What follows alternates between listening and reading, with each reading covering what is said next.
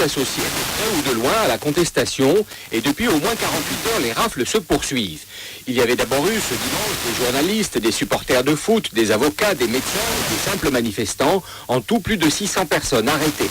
Et depuis ce matin, dans plusieurs villes du pays, les interpellations visent plus particulièrement les militants de gauche qui avaient campé dans le parc Gezi ou animé des manifestations, ainsi que les médias proches de la mouvance.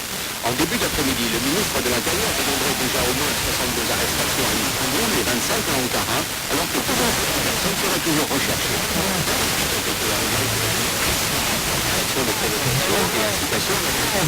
Une trentaine des suspects pourraient être placés en détention préventive en attente de leur procès. Et la prochaine on touchera, comme promis, ceux qui ont utilisé des informations sur la contestation. Jérôme Bastion au Brésil, qu'est-ce contestation aussi dans les rues de plusieurs grandes villes. Hier, des défilés ont rassemblé plus de 200 000 protestataires. Il y a eu de véritables scènes de guérilla urbaine dans le centre de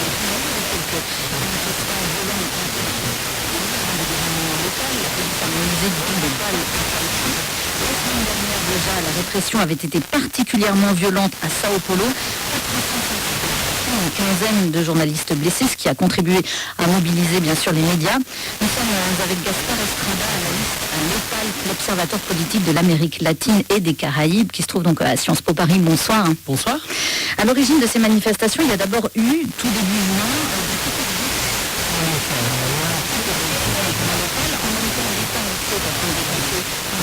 pour construire des stades et bien accueillir les participants à la Coupe du Monde de football. On imagine tout de même que la colère des militants justement des transports contre lesquels ils ont d'abord protesté. Tout à fait, il me semble que ce montant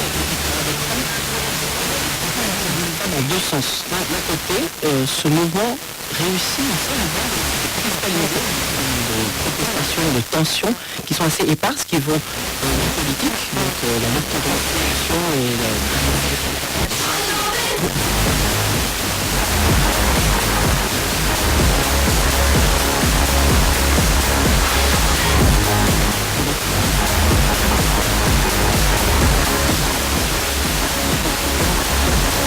des transports et des biens et des biens publics. D'un côté, un mouvement qui s'exprime, réussit à cristalliser diverses tensions.